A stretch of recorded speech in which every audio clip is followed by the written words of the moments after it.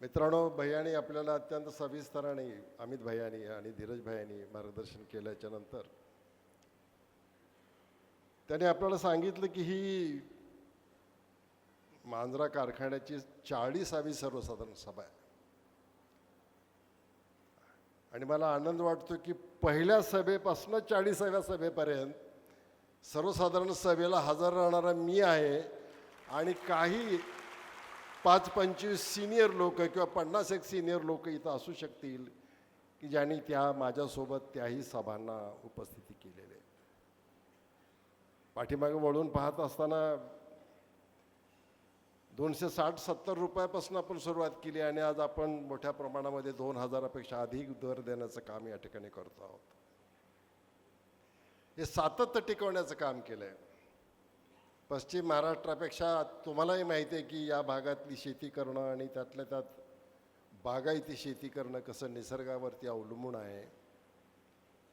गेल्या 10 वर्षाचं एक उदाहरण घेतलं, 2014 आणि 2024 याच्यामध्ये 2 सीझन आपले बंद ठेवावे लागले. त्याचं कारण म्हणजे आपल्या भागामध्ये पुरेसा ऊस उपलब्ध नव्हता आणि म्हणून परिवारातले कारखाने, एक जागृती कारखाना थोडासा त्या भागामध्ये धरणाचं पाणी आणि पाऊस जास्त झाल्यामुळं तो चालला, अन्यथा रेणा बंद ठेवावा लागला, विलास युनिट 1 बंद ठेवावं लागलं, 2 बंद ठेवावे लागले.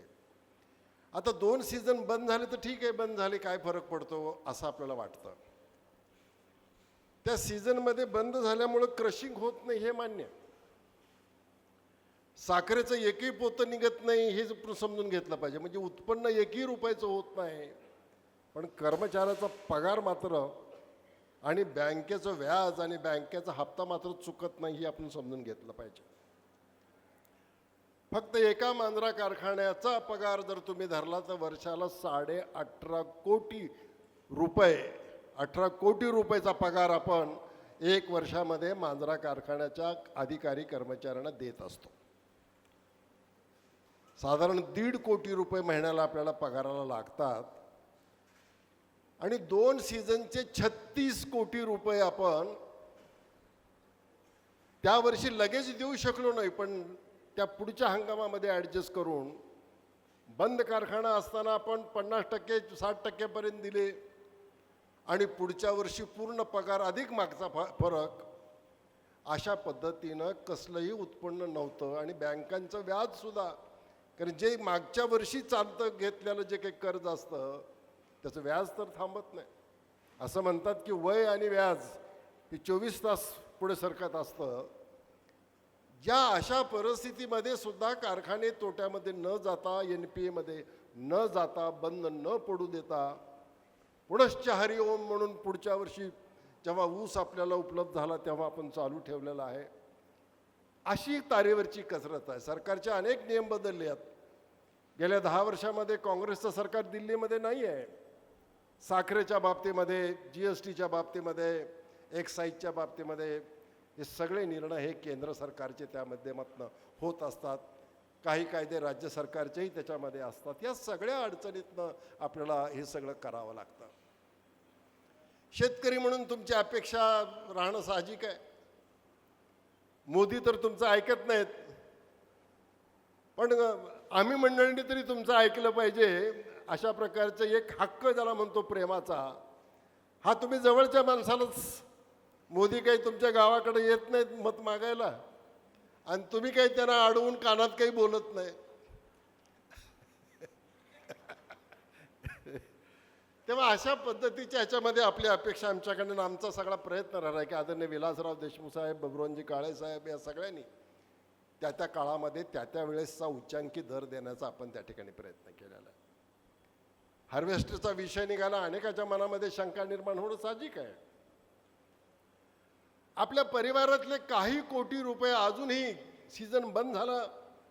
मी असं म्हणत नाही की ज्या ठेकेदाराने आमच्याकडनं उचल सीझन सुरू होईल, पाऊस पडेल या अपेक्षेनं आपण जून महिन्यामध्ये पहिला हप्ता देतो, ऑगस्ट सप्टेंबरमध्ये दुसरा हप्ता देतो आणि मग आपल्या असं लक्षात येतं की सीझन पूर्ण करण्यासाठी आपल्याकडे ऊसच उपलब्ध नाही आहे. कारखाना चालू ठेवला तर आणखीन तोटा वाढण्याची शक्यता आहे, म्हणून व्यावहारिक निर्णय आपण घेत असतो आणि तो सीझन बंद ठेवत असतो. अशा वेळी जे काही वाटप झालेले पैसे असतात ते पैसे सगळे अडकून पडलेले आहेत. आणि तुम्हाला तर माहिती आहे की बाबा एकदा आपल्या हातातनं पैसा गेला तर तो परत वेळेवर येईल, परत त्याची काही खात्री कशी देता येत नाही. आणि मग आता त्या लोकांनी तरी किती दिवस किती पिढ्या ऊस तोडायचा. आणि म्हणून केव्हा ना केव्हा आपल्याला यांत्रिकरणाकडे जाणं गरजेचं आहे. आणि म्हणून पहिल्या 2-3 वर्षापूर्वी आम्ही पहिले 11 हार्वेस्टर काही मित्रांना दिले, त्यांनी चांगला व्यवसाय केला. त्याच्यानंतर मग धीरज भैया चेअरमन झाल्यानंतर एक मोठी अशी उंच उडी आम्ही त्याच्यामध्ये घेतली आणि त्या 10वरनं 100 हार्वेस्टर आपल्या भागातल्या तरुणांना देण्याचं काम केलं. अनेकांना अशा प्रकारची भीती होती की त्याचे वडील शेतकरी असल्यामुळं म्हणणारच की बाबा तू ही 1 कोटीचं कर्ज काढायला घर बुडेल आपलं. बरं हार्वेस्टर विकावं म्हणलं तरी त्याला गिराईक नाही.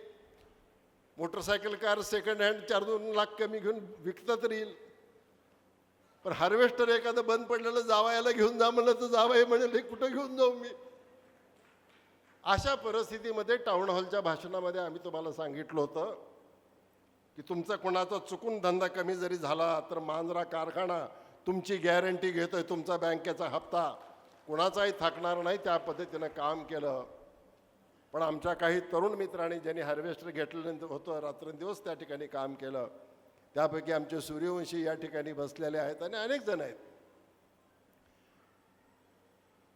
त्यांनी 15,000 टन, 16,000 टन, 17,000 टनापर्यंत म्हणजे 80 ते 90 लाख रुपयाचा बिझनेस. 1 कोटीचा हार्वेस्टर आणि त्याच्यावरती 80 लाखाचा बिझनेस एका सीझनमध्ये. आणि सीझनही 4.5-5 महिन्याचा. आपण म्हणतो 6 महिने कारखाने, पण 6 महिने दर सीझनला चालतातच असं नव्हे. या सगळ्यांनी मेहनत करून पुन्हा आता एक अशा प्रकारचं उदाहरण आणलं. काही आहेत काही लोकांना मी स्वतः म्हटलं होतं की नका घेऊ, तुम्हाला हे जमणार नाही. जमणार नाही म्हणजे तुमच्यात कर्तृत्व आहे असं नव्हे. निश्चित तुमच्यामध्ये कर्तृत्व आहे, पण तुम्ही देशसेवेला एवढं वाहून घेतलंय की गावाकडे तुम्ही राहतच नाही. ध्यास लागलाय त्याला. सकाळी उठल्याबरोबर जिल्ह्याच्या ठिकाणी गेलं पाहिजे. लातूरला आल्यानंतर पण त्याच्या अगोदर काही मुरुड भागामध्ये आणि मग आपल्या शेजारच्या सुद्धा जिल्ह्यामध्ये सुद्धा अशा घोषणा पेपरमध्ये यायचा की पहिला भाव 2800 रुपये. आणि मग 2800 रुपये ते देत आहेत म्हटल्याच्या नंतर तुमच्याकडे 2-3 फड असतात.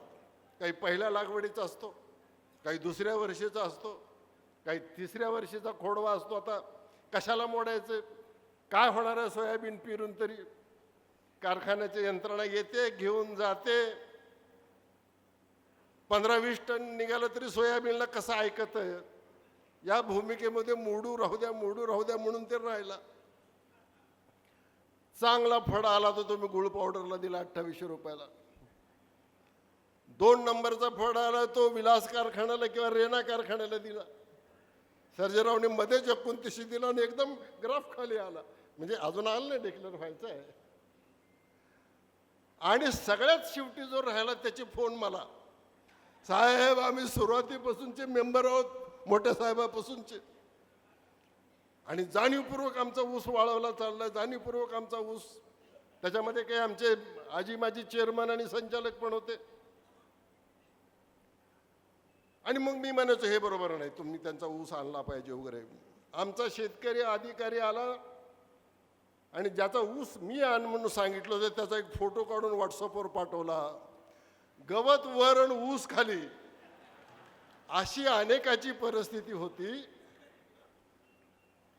म्हणजे उभं राहून ऊस कापायची गरजच नाही, गवत कापल्यासारखे खाली बसून. असा ऊस सुरुवातीपासूनचे आम्ही संस्थापक सदस्य किंवा शेअर होल्डर आहोत. बरं आता कोऑपरेटिव्ह आहे, आम्हाला तर अंगदराव सारखं तुमच्या पुढे यावं लागतं. लोकसभा लागली आम्ही आहोतच, विधानसभा लागली आम्ही आहोतच, कारखान्याची निवडणूक लागली हात जोडून आम्ही आहोतच, पंचायत समिती लागो, जिल्हा परिषद लागो, जिल्हा बँक. आता इतक्यांना तुमच्या दारात यायचं म्हणलं तर तुमचा ऊस एवढा असो नव्हतं एवढा असो तो आणणं. आणि मग असा ऊस 3ऱ्या वर्षीचा आणल्यानंतर रिकव्हरी कुठून वाढणार आहे. हे तुम्ही समजून घेतलं पाहिजे. आमची प्रेमाची तक्रार आहे, आमचा राग नाही, आमची प्रेमाची थोडीशी जशी लाडकेपणानं हक्कानं तुम्ही आम्हाला सांगता तसं आम्ही तुम्हाला सांगतो आहोत की भाव जास्ती मिळाला पाहिजे असा जसा तुमचा आग्रह असतो.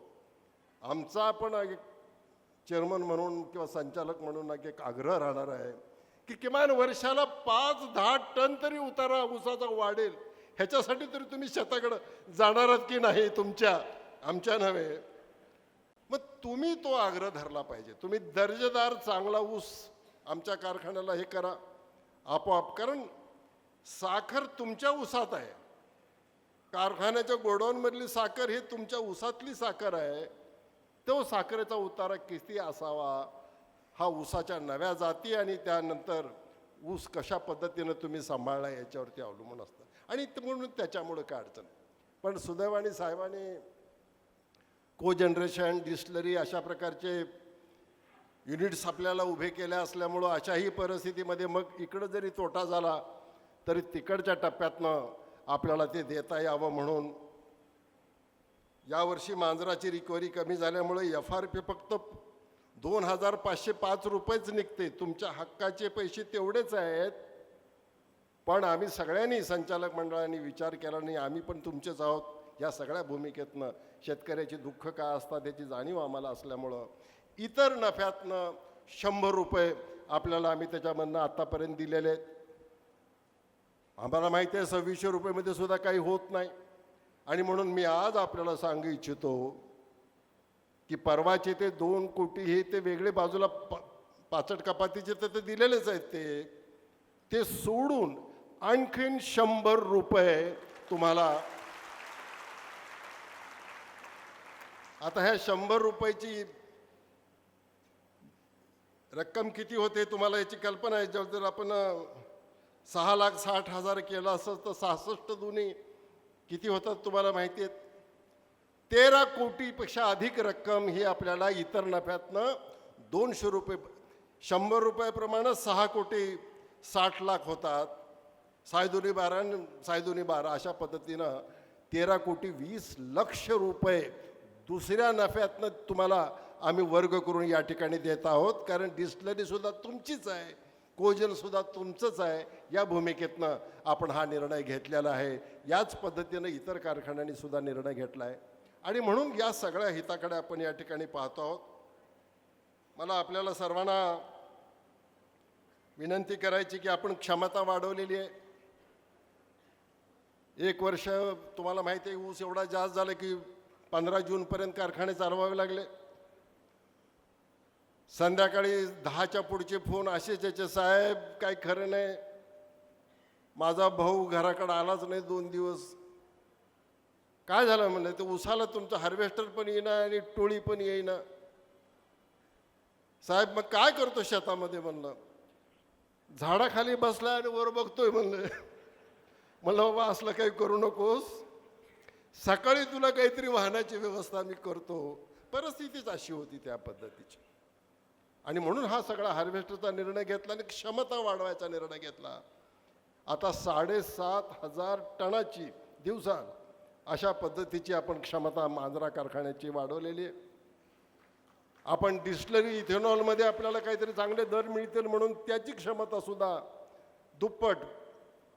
पूर्वी 60 KLPD होतं, आम्ही आता 120 KLPDला त्या ठिकाणी गेलेलो आहोत. आणि या पद्धतीनं आपण ती क्षमता वाढवलेली आहे.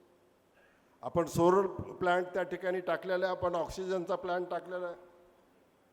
ज्या CNGच्या बाबतीमध्ये अमित भैयांनी उल्लेख केलेला, तर आपले कारखाने आता जागृती कारखान्याचं तर CNGचं प्रोडक्शन सुरू झालेलं आहे. या सीझनमध्ये CNG गॅसचं निर्माण हे मांजरा कारखान्यामध्ये सुद्धा होईल. आणि त्याचं एक युनिट आपल्याला आपल्याच परिसरामध्ये किंवा मांजरा कारखान्याच्या एरियामध्ये त्या ठिकाणी देता येईल. आणि जेवढ्याचे पंप आहेत त्यांनी जर एजन्सी घ्यायची ठरवली तर प्राधान्यानं त्यांचा सुद्धा आम्ही संभाजीराव आपण विचार करू आणि एक युनिट CNGचं तुम्हाला त्या ठिकाणी टाकता येईल. या पद्धतीचं व्हॅल्यू ॲडिशन म्हणजे केवळ साखर विकून काही होत नाही. गेल्या 5 वर्षामध्ये वर्षाला FRP वाढली थोडी थोडी का होईना. आणि ती वाढलीच पाहिजे.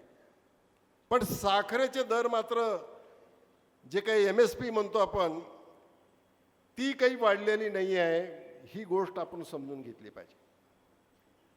100 रुपयाची तोड वाढवली, या वर्षी जर ते वाढवली नसती तर 2700 रुपये आम्ही जाहीर केले, त्याच्यापेक्षा 2800 रुपये तुम्हाला त्या ठिकाणी मिळाले असते. मजुराची तोडणी 100 न वाढवल्यामुळं सुद्धा 100 रुपयानं भाव हा कमी झालेला आहे. त्यानं मिळालं पाहिजे, त्याच्याबद्दल कोणाचं म्हणणं नाही. पण आमचं सरकारला हे म्हणणं होतं की किलो मागं फक्त 1 रुपया वाढवा तुम्ही. 100 रुपयाचा भाव जरी त्यांनी वाढवला तर करोडो रुपयाचा फरक पडतो आणि त्या अधिकचे पैसे देतात. पण सरकार शहरी मतदाराच्या पाठीमागे आहे. त्याचं एकही धोरण शेतकऱ्याच्या, ग्रामीण भागातल्या लोकांच्या बाजूचं नाही आहे.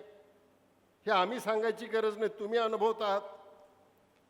आणि म्हणून अशा लोकांना आता किती काळ सत्तेवरती ठेवायचं. परवा चांगलं जाळं लावलं होतं सगळ्यांनी, पण ते हरण जरा चालक निघालं, जरा वरून उडी मारून तिकडं पळून गेलं. पण खरी निवडणूक आता येणारी विधानसभेची, कारण केंद्राकडे आपला फारसा काही रोज संपर्क पडत नाही. महाराष्ट्राचं काय करून ठेवलंय, काय वाटोळं करून ठेवलंय, हे आता मी तुम्हाला वेगळं सांगण्याची गरज नाही. TV, वर्तमानपत्र उघडून बघा, YouTubeच्या बातम्या बघा, त्याच्यावरचे समीक्षणं बघा. जे काय व्हायचं ते होऊन गेलं. आता हे दुरुस्त व्हायच्या पलीकडे गेलंय. आता ह्याला बदलल्याशिवाय दुसरा काही इलाज नाही. आणि म्हणून आपण सध्या गणेश चतुर्थीच्या ह्या पहिल्या ह्याच्यामध्ये आहोत. 10 दिवस गणपतीचं वास्तव्य आपल्या भागामध्ये, आपल्या परिसरामध्ये, आपल्या घरामध्ये सुद्धा 1.5 दिवसाचा, अनेकाचा गणपती कुठे 5 दिवसाचा झाला. हा विघ्नहर्ता आहे आणि म्हणून हा गणेश विसर्जन करावंच लागतं. 17 तारखेला ते विसर्जन आहे. त्यावेळेस आपण म्हणू की हे गणराया तू आता जात आहेस, तर जाताना हे जे काही संकट आमच्यावरती आलंय त्यालाही तू घेऊन जा आणि त्यालाही तिकडे समुद्रात नेऊन, अरबी समुद्रात नेऊन बुडवायचं आपण ठरवलं पाहिजे. ही ताकद तुमच्या मतामध्ये आहे. पण त्यावेळेस भलत्याच चर्चा होत राहतात की अमक्याने अमकंच केलं, मग आपल्याला धर्म आठवतो, मग आपल्याला जात आठवते, मग आपल्याला पोट जात आठवते. अशा वेळी आपण विलासराव देशमुखांच्या फोटोकडे बघितलं पाहिजे. विलासराव देशमुख साहेबांच्या 40-50 वर्षाच्या कारकिर्दीमध्ये त्यांनी जातीवाद केला का? त्यांनी गटबाजी केली का? हा माझ्या गटाचा आणि हा तिकडच्या गटाचा. त्यांच्याकडं लातूर असो, मुंबई असो, कुणीही गेला असेल काम केल्यानंतर, त्याला त्याचं जात विचारली का? त्याचा धर्म विचारला का? त्याचा गट विचारला का? त्यानं मतदान केलंय का नाही केलंय का विचारलं का?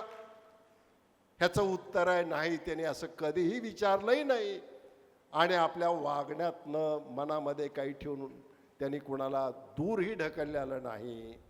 मग अशा वेळी अशा विचाराचा वारसा घेऊन येणारे हे उमेदवार जर आपल्या समोर आले आमच्या जिल्ह्यातले, केवळ मी अमित भैयाबद्दलच बोलतोय, धीरज भैयाबद्दल बोलता असं नव्हे, या जिल्ह्यातल्या कुठल्याही काँग्रेसच्या विधानसभेच्या उमेदवाराच्या वेळेस त्याला मतदान करताना मग त्याची जात काय, त्याचा विचार काय, ह्याचा विचार करण्याची आवश्यकता नाही. हा मांजरा परिवाराचा उमेदवार आहे, ह्याच्या पाठीमागे आम्ही उभे राहणार, भरभरून आशीर्वाद देणार आणि या राज्य सरकारच्या ह्याच्यामध्ये येणारं सरकार हे आघाडी सरकार असताना अशा पद्धतीची भूमिका आपण घेऊन गेलं पाहिजे. शेवटचा मुद्दा, आमच्या कर्मचाऱ्यांच्या ज्या बाबतीमध्ये भरपूर काम झालेलं आहे, चांगले अधिकारी आहेत. दिवाळी जवळ आलेले, ते म्हणतात आमच्याबद्दल काही बोलणार, शेतकऱ्याचं झालं 2700 रुपये आणि म्हणून त्यांना बोनसच्या बाबतीमध्ये मागच्या 2-3 सीझनमध्ये आम्ही 10% त्यांना अधिक देऊ शकलेले नव्हतो. जर आम्ही तुम्हाला इथेनॉलच्या आणि कोजनच्या नफ्यातनं जर आम्ही तुम्हाला इकडे 13-13.5 कोटी रुपये जर वळवून देत असू, तर मग कर्मचाऱ्याला वाटतं साहेब मग आमच्यासाठी काय वेगळा विचार. त्यांचाही सहानुभूतीनं विचार केला जाईल आणि यावर्षी 16.66 2 महिन्याचा बोनसचा पगार त्यांना दिवाळीला भेट म्हणून दिला जाईल. आणि हे करत असताना मला निश्चितपणाचा आनंद होतोय. अधिक बोलण्याची आवश्यकता नाही. कुठलाही परिवारातला कारखाना हा बँकेच्या थकबाकीमध्ये नाही. धीरज भैया, प्रमोद जाधव आणि त्यांचे आमचे सगळे तरुण संचालक जिल्हा मध्यवर्ती बँक अत्यंत काटेकोरपणे सक्षमपणे चालवत आहेत. 5 लाख रुपयेपर्यंत बिनव्याजी व्याज न घेता कर्ज उपलब्ध करून देणारी, आणि ते देताना सुद्धा गट तट जात धर्म भेदभाव काही नाही. जो येईल तो शेतकरी, ज्याला शेतामध्ये काही करण्याची इच्छा आहे, या पद्धतीच्या योजना राबवणार आहोत. आणि हेच विलासराव देशमुख साहेबांचं स्वप्न होतं. ते पूर्ण अजून अधूर आहे, अजून पूर्ण व्हायचं राहिलं आहे. ते पूर्ण होण्याच्या दृष्टिकोनातून आपण सारेजण कामाला लागूया, एवढंच या निमित्तानं सांगतो. आपण सर्वजण या सभेला आला आणि अत्यंत उत्स्फूर्त प्रतिसाद देऊन ही सर्वसाधारण सभा पार पाडली, त्याबद्दल चेअरमन या नात्यानं आपल्या सर्वांना धन्यवाद देतो, आपले आभार मानतो. माझं भाषण संपवतो. धन्यवाद साहेब. यानंतर या सभेचे आभार मानण्यासाठी संचालक श्रीयुत कैलास पाटील यांना विनंती करतो.